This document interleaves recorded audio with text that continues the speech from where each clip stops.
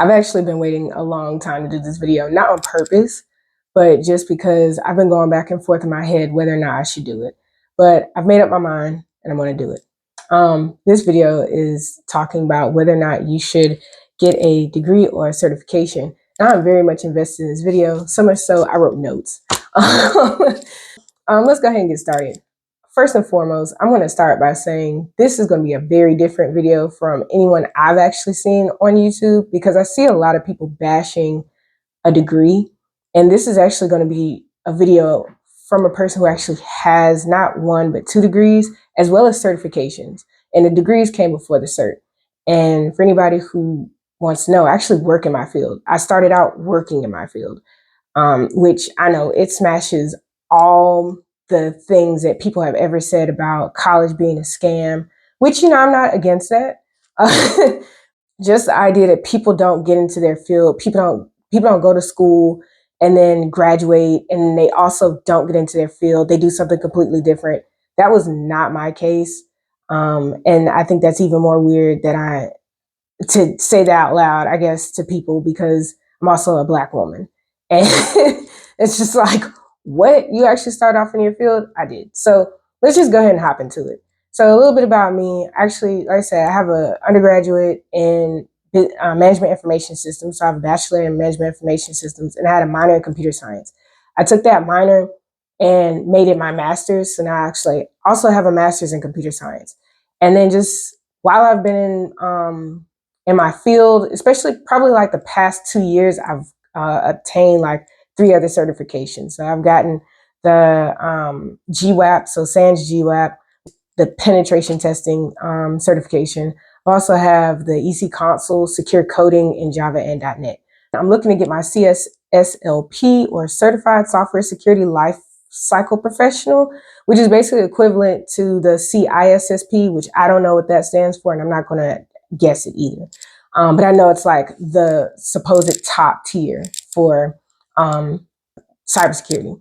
I'm also looking to get the OSCP, and then top it off with just some burp and one other, PCI compliance. So PCI compliance, they actually do have certification for that, and I actually never talked about that, but I'll make that into another video. But yeah, that's my background. And also on top of that, have 12 years experience in cybersecurity, which I know it sounds unheard of, but as the women in Black Girls Hack say, you're basically a unicorn. And I've been that for the entire, my entire career. So that is my background. And I just want to talk about how, I guess, degree versus certificate. And again, I'm going to keep looking down because I have like, I have it down here. So why I chose a degree. I actually didn't have anybody in my family that had a background in computer science or anything like that. I was the second person outside of my mom and my family to have, or to go to college. I'll say that, to go to college. I was the second person in my family to go to college behind my mom. Yeah, I didn't even know what I wanted to do when I went to college. I just knew I wanted to be a philosopher, and I didn't know how to make that happen. So, but in high school, I did get into computers. I didn't do anything with it, but I had a friend, Gabe, who fixed computers in college. In high school. We were in the same, in the same grade. And so he fixed computers. And I remember one day my mom was like, she was going to throw this Toshiba computer laptop away. And I was like, no, let me have it. And she was like, well, if you could fix it, you could have it. And I had a friend that could fix computers. So he actually sat me down and showed me how to fix computers. I didn't pay attention. Not going to lie to you, Gabe. If you ever watch this, I didn't pay attention. You were just really cool to hang out with. And I learned a lot from you. So, but watching him do that did pique my curiosity. And I said, you know what? I'm going to go to school, and I'm going to go to school because I was told to go to school. And, I didn't believe in myself enough to think that I was going to amount to anything like an entrepreneur, or have a job that would make me just blow up. Like, I didn't believe in myself enough, like a lot of people these days. So I went to college. And I went to college, and eventually I wound up getting one class, Intro to Java, which, they changed the curriculum. nowadays, but they start off with Python, but I start off with Java with no real background in computer science and also sucked at math. So I had a very strong struggle coming in. And I went to a regional school. I didn't go to a top tier school. Like I went to a regional school. But eventually I succeeded, I got my undergrad. Management information is actually, it's more business, but it's like, it was that line between IT and business. So you weren't necessarily the IT help desk, but you also wasn't 100% business. And I decided to fulfill that gap that, I thought IT had with computer science. So I got a minor in computer science. And yeah, so I chose to get that degree, that undergrad. And once I took the courses in computer science, I wound up, I decided I was going to go to Texas and go to like some, I don't know, some University of Texas. And my, what was it? My director or chair, he begged me to go to the master's program. He was like, we'll pay for it, which again is unheard of, right? They don't pay for your master's. If you didn't know that, your master's isn't getting paid for, your PhD does. So your undergrad and PhD gets paid for, and it's kind of really difficult to get your master's paid for. And so he was just like, you know, I will pay for your master's. Now, caveat, the reason why they probably did say that we'll pay for your master's was because I was one of the only females, not only just one of the few females, I was the only Black female they had in the program at the time. And so yeah, I'm just gonna leave it at that. But I was treated well, and I still had a great time. Like I still had a lot of great experiences, and I'll talk about that later on. But I chose to get a degree mainly because, yes, like everybody else, go to school, and that's exactly what I did. So that's my degree. Why I chose to get certs on top of the degree is basically I needed to specialize. Once I got into the field, and I got a lot of experience. So I'll probably talk a little bit more about my experience when I get into my division of the two. But basically, I chose to get a certificate, and I didn't choose to get certificates until recently. So after probably like 10 years of experience, I decided to get certificates. And that was mainly due to the pressure of the industry. And so GWAP, that was kind of concentrated. Everybody wanted a SANS degree, not SANS degree, everybody wanted a SANS certificate. And it was presented to me for my job. And it was like, hey, do you want to get a certificate? Do you want training?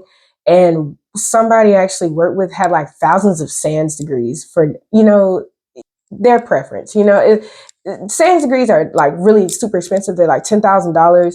And I feel like there's more things you can do, more certifications you can get, or more, yeah, just things you can do for less.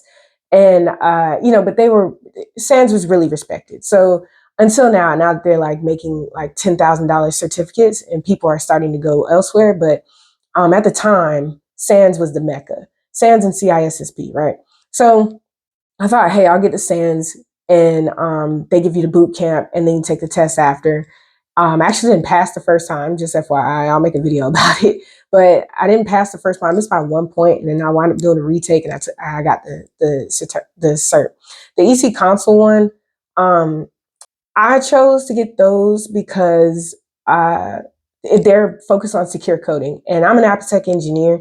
And so the biggest thing for me is working with the developers and being able to talk to them. Because I have a master's in computer science, that's helped me a lot, because I did a minor in computer science, because I did a vigorous amount of coding. I've probably only did software engineering or development at one point in time in my career when I worked for the government. But outside of that, I've done like a lot of scripting and things like that. But when it comes to like really being able to code, I just haven't. But I'm able to read through the code. And so when they found out I was able to do that, they were like, yeah, just combine what you have with your cybersecurity knowledge with coding and what you know about top 10 OWASP, and help these developers. And so that's been my main focus for the past 5 years. And those two certificates, because Java and .NET, or C#, but say .NET, are still, even though they're kind of like becoming dated, or people aren't, people are going towards Go and Python and all that. like those are still pretty prevalently used in the industry. And so and they were there at the time for my job. And so I just decided to go ahead and get those and just get certified. And actually, those two certifications are actually good if you're a developer. Those are really good to get. They're called the case certifications. I don't know if they're discontinued now, but the information that you get from those certificates are really, I mean, they're everything that an AppSec engineer would do. And it's certified application security engineer.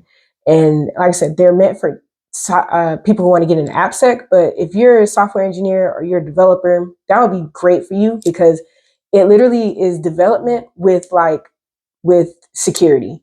And it was hard for me to do because I was pure security, and I actually had to go back and brush off coding knowledge that I had in order to pass that. So just throwing it out there, if you're a developer or a software engineer, those two certifications are actually really good, and they only have them in Java and .NET.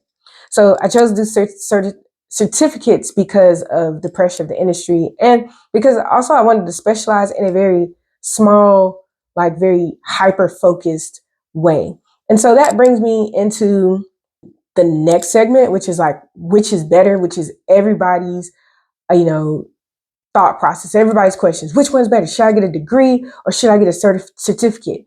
So let's just hop into it. Which is better? And to me, I'll say this. I'll tell you which one I think is better at the end. By the time I finish it, you'll probably understand which one I would probably go with. But I'll say why. I'll tell you why I would go back and get my degree again. So there's certain things that I have that I know a lot of people lack. And it's not necessarily, there's no real comparison, right? Like everybody has their thing. But having a degree versus seeing somebody go and do a boot camp, or somebody who actually self-taught or sat there for a while, I will say this. I don't really come across people who really know too much about data structures. I don't know too many people who have gone through boot camps that understand algorithms, especially to the depth that I understand, design patterns. They don't really have a strong understanding of networking and networks, how computers work. I will say, like, from a person who's gone to school for computer science, like, I understand the operating system to a degree, right? Like networking, circuits. I don't like a lot. I got asked the interview question a lot, like, how does the internet work? Like, that was my very first question coming out of college. How does the internet work? And I was just like, da da da da da. And it was just like, wow, okay. And they kept asking, they asked me something as simple as like, what's the difference between HTTP and HTTPS?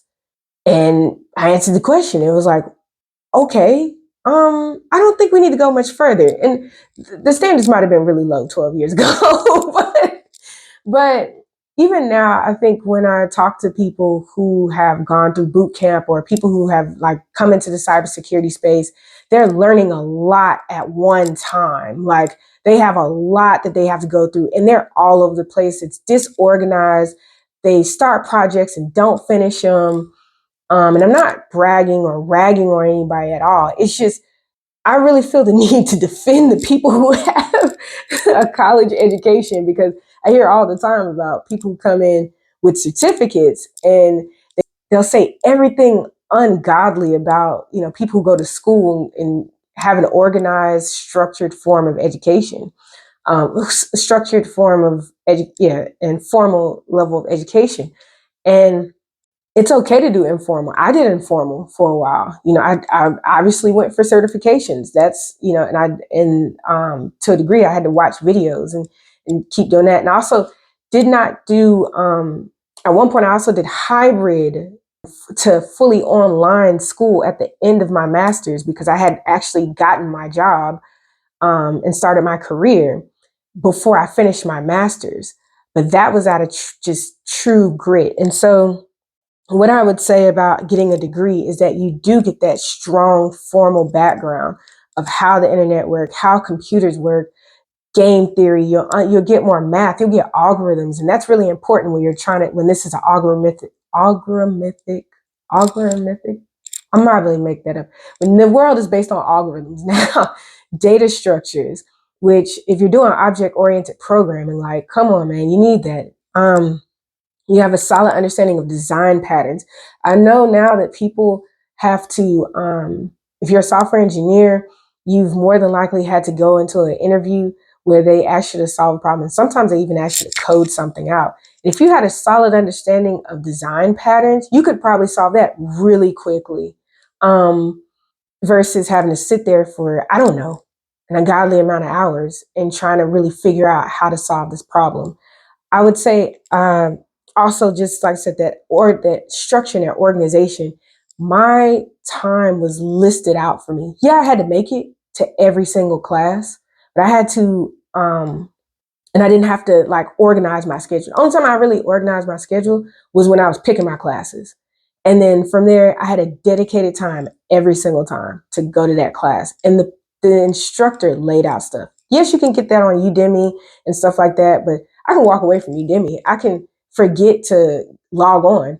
Like nothing's holding me, like, I guess just arbitrary number, $50,000 over my head, knowing that if I don't go to this class, like, what else? Projects. I got a lot of hands-on projects. I am so mad that I threw away a lot of my projects once I graduated, because once I graduated, I was like, to hell with this. Like, I'm not even gonna lie to you. I didn't think about saving them. I have like maybe 2 or 3 projects actually I actually stored on my GitHub. It's private because of what it has, but we were actually able to, we played around and stored memory. Well, not stored memory, but played around with memory. Making a memory storage program. And that was pretty cool. It's the only one I made in my dumb self. I made it in Java when I should have made it in C. And I thought I was like doing the damn thing back then. And it was so horrible. It was so horrible, but it almost worked. And my instructor was so impressed that he actually gave me an A. Because he was like, you're going to fail. You're going to fail this. And I don't know why you're making this hard. Everybody in the class finished it but me. And here I am just like, anyway, you get projects, you get a lot of hands-on projects, which that helps you because you know right off the bat what you struggle with. And it's not because of imposter syndrome or all these other distractions. It's mainly because of you can relate it back to something that you studied and you're like, I just don't get this, and you can go get that help. And yeah, you can probably break it down because the projects that we did were were incremental. Like it wasn't just like, bam, make a website, or bam, do this. Or I'm not saying that you do that in the boot camps, but it's just at a slower pace. Networking and job opportunities and internships. I had the privilege of working for the government through an internship, and I grinded. These things were not handed to me. Let me throw that out. These things were not handed to me. I grinded for every job I had. I put in applications. I heard more no's than I heard yeses. But when I heard a yes, best believe I had hopped on. I was able to travel the world as well. Like, I guess, fun fact, I actually went to Japan with the computer science department and during my master's program. And that was just based to I was able to play with robotics and stuff back in 2012. So like that was unique and fun. We stayed there for a while. Yeah. So the internships, I got a lot of internships with like outreach programs. I made a database program for people who were dealing with food banks and stuff. So that really helped me get my resume and my references together. The networking between people that you meet who are all focusing on a similar goal. You all want to get to tech. You all want to pass. You all want to graduate. You all want to walk past the stage. So being in that environment with those people who are also focused and wanting to walk across the stage, I guess that's the same as a study group, but it's different when you go through years with these people and you cry in your freaking office, which I've done in the graduate office. Like I've been in the graduate office banging my head against the table and saying, I just can't do this. And then really sitting down and helping me. But those people that are in the lab doing random things, it's masterminds.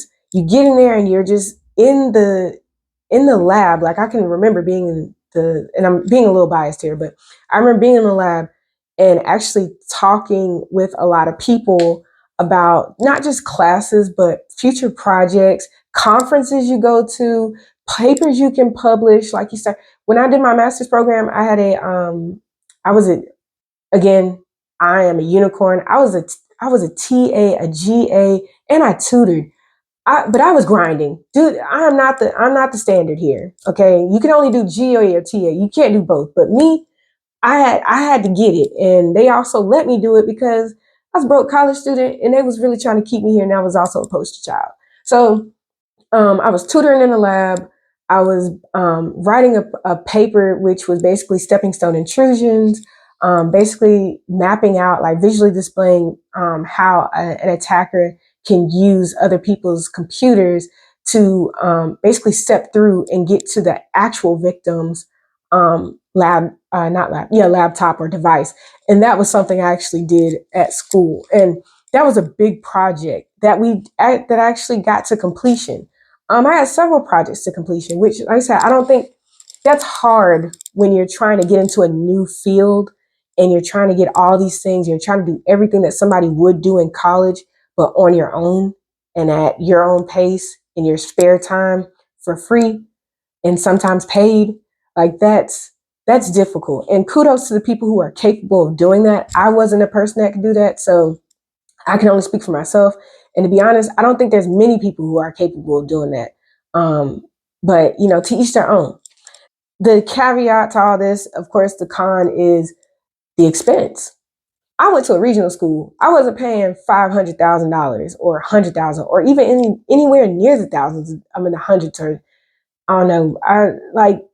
I think collectively all in my master's was paid for, so I didn't have to pay for that at all. But collectively, maybe 40 grand, which I think is now the price of a boot camp that you have to pay back now. I don't know how much college is now. It's probably way more expensive with the inflation, but you can also get scholarships. Like they have way more scholarships and programs you can do, and you can also utilize your if you have a company and you want to work your way through there. Like there's ways to do that. So to get them to pay for your college, but I would say, why would I get a degree? For all those reasons.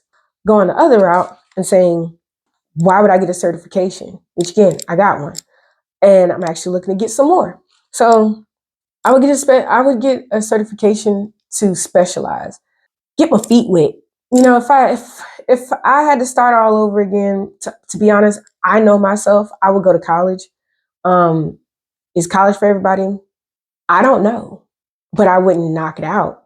I think college is for everybody with a plan. But if you don't have a plan, don't go to college. I'm not being funny. If you don't have a plan, don't go to college because college is expensive. But as far as certifications, same thing. If you don't have a plan, don't get a certification. It's less expensive than college. The thing about certifications is it specializes. It will expire. Some of them, like I think the OSCP doesn't expire, but other ones do. Or you have to find ways to continuously keep them relevant. Like my GWAP, if I don't do what they call like CPEs, I won't be able to, it'll fall flat. I done did all this work. Somebody done paid $9,000 for me to get this certification. And yet I still have to continuously keep educating myself, which you should anyway. You should obviously do that to keep abreast of things. The thing is that I don't have any proof. Once that falls flat, it expired. I don't have any proof. I can't use that. I can't say I'm a GWAP holder. Like, I can't say that anymore because somebody's going to be like, that girl let that thing expire, and now it's no longer valid. But my master's, that's valid. My master's on top of my resume, that's valid. On top of the certifications, that's a solid understanding of where I am and a focus. But yeah, I would get my feet wet. I'd have a concentrated focus, like the GWAP is pen testing. I needed to have instead of going on to all these academies and stuff like that, I just went through a quick breadth of all the things that are cybersecurity related when it comes to pen testing. The report, the different types of find vulnerabilities, how you can go about doing it, exploiting them, the games and stuff like that that SANS provides. And I'm not blowing up SANS here. I'm just saying that's what happened during my process.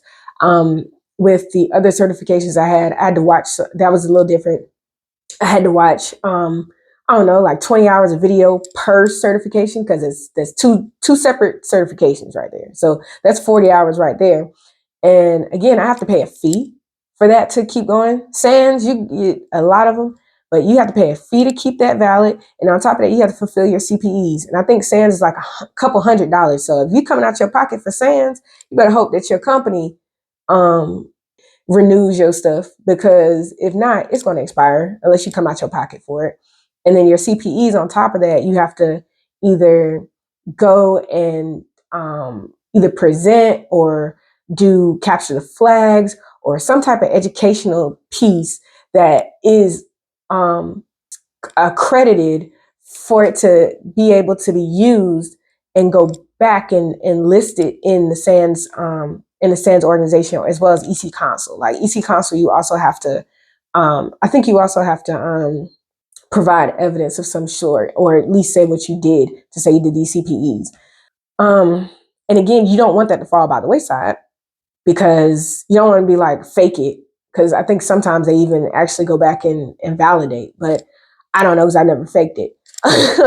But in any case, like, you do have to make sure that they keep renewed. They're continuously renewed. Yeah, so that, I mean, to me, there's with the certification, that's, I know what I want and I'm going for just that. Like if I'm doing pen testing, I'm gonna go for pen testing certification because it also gives me credit. Like some of OSCP, I'm going for that, even though it's kind of, even though the concept is similar to GWAP, it's just lets you know what type of what type of person you are. Like OSCP is known to be difficult. So, and there's reasons why it's difficult. And it's a 24-hour lab. You know your stuff. Like, you know how to perform a pen testing, a pen testing, I was going to say a pen testing something, but it's, you know how to perform pen testing if you know how to go through OSCP. There's a report piece added to it. There's exploits. There's so many things that come with it that by the time you receive that, oh yeah, like this person is certified pen testing. I'm going for the CSSLP for a similar reason, like certified software security lifecycle professional. That's the mecca for AppSec, because that lets you know, like, I've actually created an application security program from scratch at an organization, and I've actually created multiple. Now I think about it, multiple, not AppSec programs, but multiple cybersecurity programs since I started. And I know it sounds like a lie, but I promise you it's not. I'm a unicorn. But I started off with vulnerability management, and they didn't have a vulnerability management program. I remember this is 12 years ago, so they didn't really have a vulnerability management program then. And I was doing that in college. And so I was literally with my college book writing a vulnerability management program and then running through it. Same thing for AppSec program. Same thing. So, but I had to specialize in a lot of things that I just did not know because cybersecurity was so young. And so I got more into the business side. And so I decided to get into certification to make up for what I lacked. And what I lacked was hardcore pen testing. And so to get those, that's what I did. But all the other things, the processes, the procedures, the policies, the standards, the understanding of instant response, the understanding of all these things that kind of map up into the CSSLP, being a manager, being a director. I was technically interim director at a point in time. I had to report directly to the CIO or the CFO. What was her? I think she was CFO at that time. Because the other guy had got fired because they were laying off people. But anyway, and my director left because he foresaw the what was happening in the layoffs, and this was years ago. So they've been laying people off for a while in tech. But anyway, like yeah, that was just the case. Like, and I had so much experience in this time that I said, you know what, I'm going to do the CSSLP because I feel like I've gotten enough. You know, I've never technically been a manager. I've never been a director. Um, I have enough experience where I think I can go for this certification. So that's why I'm doing that. PCI compliance. I'm actually doing that for my business in the background, Code Review Guru, because believe it or not, you have to be certified to be a PCI, to be able to test for PCI compliance. And because I actually know how to perform penetration testing through all my certifications, I know how to read code for vulnerabilities, my secure coding stuff. Like that gives me credit to say, not only did she get a master's and she knows computer science, but she knows pen testing. She knows how to read through code for vulnerabilities. And she's PCI compliant. Like that to me, certifications stack up your credibility.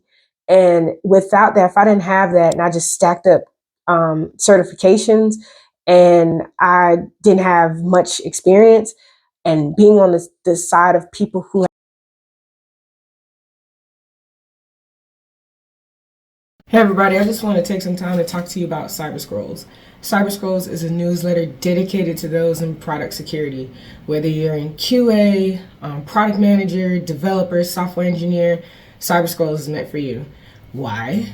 Because we're going to talk about things that pertain to software security. That includes third-party libraries, that includes best secure coding practices, business logic, top OWASP top 10, things of that nature. And if you're a developer, there's even more fun stuff like coding challenges and vulnerable code snippets and trivia to really go through so that you can kind of understand what the AppSec team or application security team is talking about when it comes to shifting left or preventing hackers. So it's really a newsletter that's dedicated to anybody in the product security team and hoping to get them a better understanding of the whole shift left process, as well as what it takes to create a secure development lifecycle. So if you haven't already signed up, feel free to click the description, the link in the description below, or go to www.codereviewguru.com to sign up for the newsletter. All right, back to our video. Sorry, y'all, my phone almost died. But all in all, I guess you can kind of figure out which one I would choose. I would 100% choose my degree. I'm actually proud that I got my degree instead of just the certifications. The certifications are helpful. They supplement when I want to, what I already know. So I already have a solid computer science background, but I may not necessarily know Azure. Like now I know Azure. And it just stacks to what I already know versus, okay, I know this one specific thing. Because that's what certifications show, is that you know this one specific thing. But there's a bunch of things happening in cybersecurity at once. So can we just stick you to this one specific thing? And what are we supposed to do about the other stuff? And I think that's where some people have difficulty in trying to understand if they should have a certificate or if they should have a degree. And just saying this, like, you don't necessarily have to have a 4-year degree. You could, DeVry was popping, to be honest. Like, if you just want to understand IT and have a solid understanding, there's 2-year degrees, there's 4-year degrees, there's stuff like that it depends on what you want. As I said earlier, if you don't have a plan, if you don't have a goal, if you don't know what you want to do, don't even waste your time getting a cert or a degree, because these things cost money. A cert also up front, $1,500. And if you couldn't get past my Atlanta accent, $1,500 at minimum. And sometimes that doesn't include the test. Like $1,500 minimum. I think I've seen often AppSec may have something where they'll allow you the entire platform for a whole year, and that's up to $3,000, and you have to pay that up front. Whereas I guess a degree is, delayed gratification. You know what I'm saying? Like, people still paying off their student loans, but they have a degree. They got a piece of paper. But if you don't push that money up front, you're not going to get a certification. And that's just that's another con of a cert. You know, it's, if you don't know what you want to do, and if you only want to specialize in one thing, now you got to get a cert for everything. And eventually you're going to be paying out of pocket. You know, like, I want the OSCP. Okay, now I want BERT, which BERT is on $99. And I keep throwing out BERT because I have to keep reminding myself I need to do it. The PCI compliance one, $1,500. And I think the test and all that together may be somewhere between $1,500 to $2,000 up front. And then if you fail, you have to pay another fee to you have to pay another fee to pass. You know, it might be at a discount rate, but it's still another fee. By the time it's all said and done, you might pay like $5,000 up front out your pocket to only know one thing. That to me is the hard truth and reality of certificates. I'm not ishing on them. I think certificates are great. Like I said, I'm going to get 3 more.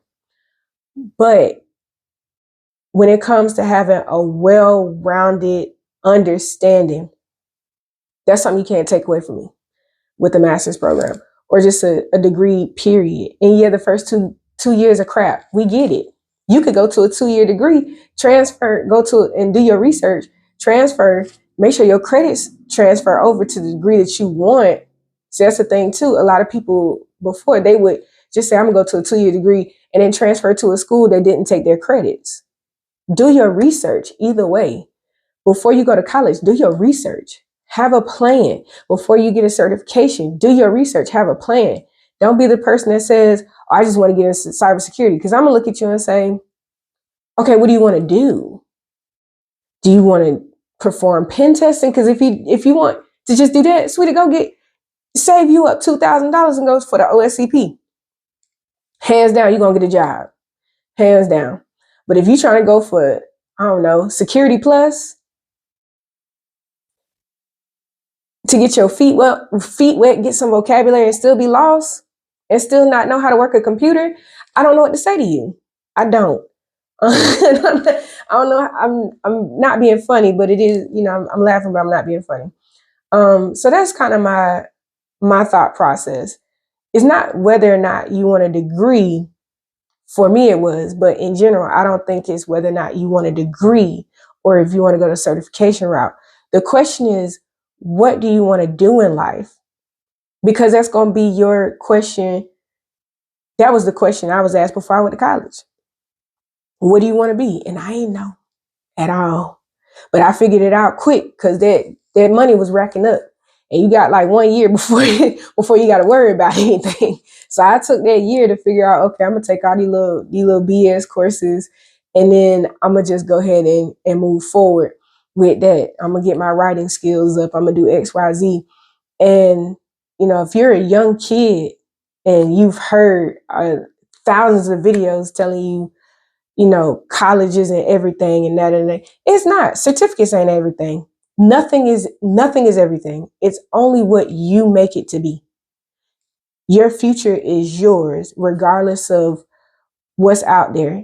There's thousands of paths. And even amongst those paths, you can still forge your own. You don't have to do what everybody else did. Because I didn't. Because clearly, you could be a GA or a TA, and I chose both. And then tutored. So I was out here laying my own path. And I became successful because of it. And that's really all that mattered. I had a plan. And that's what mattered to me. My plan was, I want to get in security. Did I know what I wanted to do? Not for real. Not the first year. But by the second year, I said, I want to do AppSec. I want to do application security. I want to do something involving software security. And every single job after that, matter of fact, before I got to my master's, even when I got to by the time I graduated, I knew I wanted my master's. The question was, what did I want a master's in? It was really between software engineering or cybersecurity. And the difference between those two was PlayStation getting hacked. And I was like, how does PlayStation get hacked? And that started my journey. And after I did that, I stayed the course. And I said, you know what? I want to be the person that makes sure that stuff like that doesn't happen because I was a victim of the PlayStation hack. And so I said, I want to make sure that that doesn't happen, or I want to be able to figure out how that can be prevented. And I laid out that plan, and I walked in that plan, and I finished my master's, and every single job that came afterwards led to this.